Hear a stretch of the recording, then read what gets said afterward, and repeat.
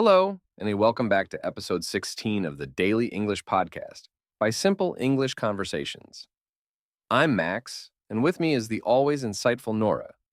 How are you doing today? I'm doing well, Max. Thank you. Today, we're diving into an idiom that's quite useful in both professional and personal contexts. Cut corners. It's a phrase that carries a bit of caution with it, doesn't it? It certainly does, Nora. To cut corners means to do something in the easiest, quickest, or cheapest way, often compromising quality or standards. It's like taking a shortcut, but not in a good way. That's a great explanation, Max. And it's important for our listeners to understand that using this idiom can help convey a lot about the approach someone is taking to their work or tasks. Remember, while it might be tempting to cut corners to save time or money, it often leads to lesser results.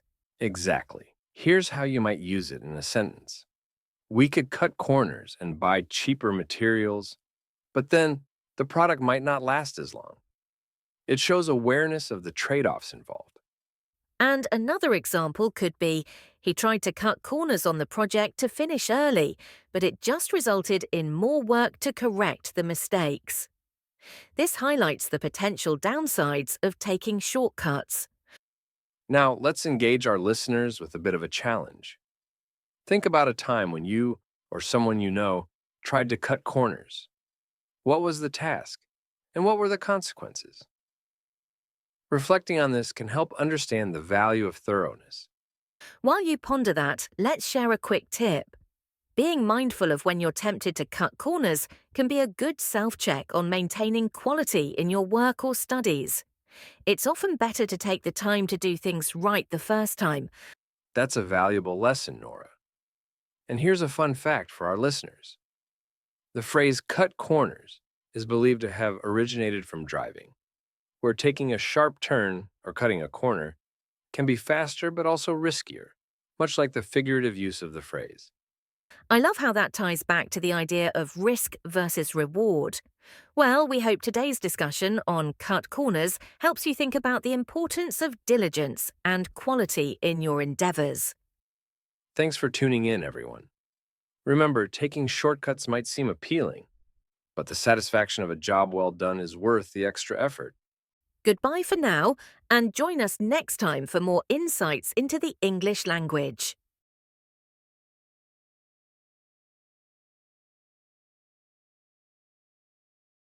Welcome back to the Daily English Podcast by Simple English Conversations. This is episode 17, and I'm Max. With me today, as always, is Nora. How's everything going on your end, Nora? Everything's going great, Max. Thanks for asking. I'm particularly excited about today's idiom, cut the mustard. It's one of those expressions that might leave you scratching your head, especially if you're trying to picture it literally.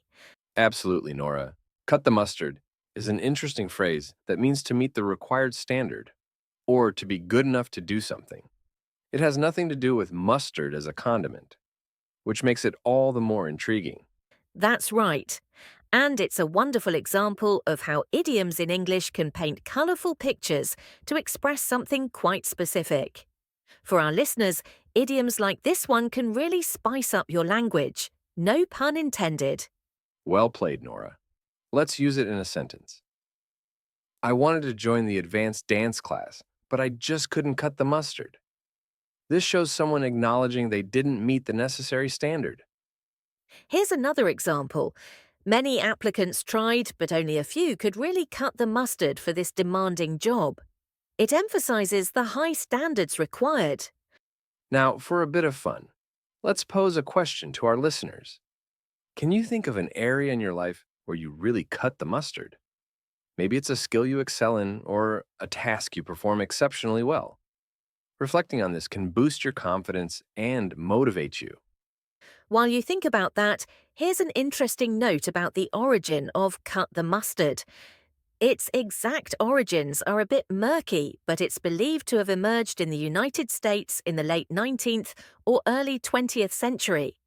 The phrase might have stemmed from the idea of mustard as a strong and potent condiment, suggesting that meeting a challenge requires a strong effort. That's a fascinating backstory, Nora. It goes to show how language evolves and how idioms capture the imagination. Remember, everyone, embracing idioms like cut the mustard can make your English more vibrant and expressive. Absolutely, Max.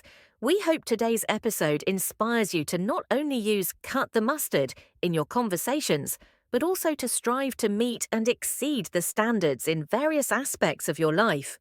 Thanks for joining us, listeners. Continue practicing your English and never hesitate to challenge yourself. Who knows, you might just find new areas where you can truly cut the mustard. Until next time, take care and keep pushing your limits.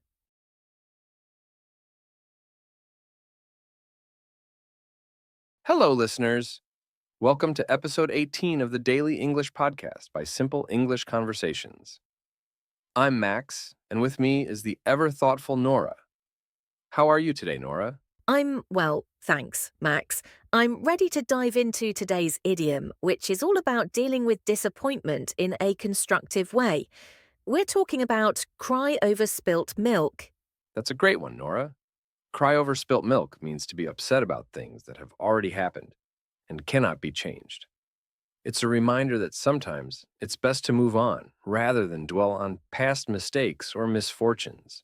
Exactly, Max. It's a useful phrase for encouraging ourselves or others not to waste time feeling sorry about things that are beyond our control.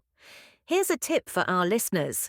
Recognizing when you're crying over spilt milk can help you focus on what you can actually change or influence. That's solid advice, Nora. Let's put it into context with an example. Yes, I made a mistake on the project, but there's no use crying over spilt milk. I'll learn from it and do better next time. This shows acceptance and a forward looking attitude. And another scenario might be he realized complaining about the lost opportunity was just crying over spilt milk, so he decided to look for new ones instead. It's about shifting focus from the past to the future. Now let's engage our listeners with a little reflection. Think about a recent situation where you found yourself crying over spilt milk. How did you move past it, or how could you move past it now that you think about it? While you reflect on that, here's an interesting bit of trivia. The phrase cry over spilt milk is quite old, with variations of it appearing in literature as far back as the 17th century. It goes to show how the concept of letting go of past regrets is timeless. That's a fascinating insight, Nora. It reminds us that learning to let go and focus on the present is a valuable skill, one that's been recognized for centuries. Absolutely, Max. We hope today's episode helps you think about how to apply the lesson of not crying over spilt milk in your own life. Remember, it's all about looking forward and making the best of what comes next. Thanks for joining us, listeners.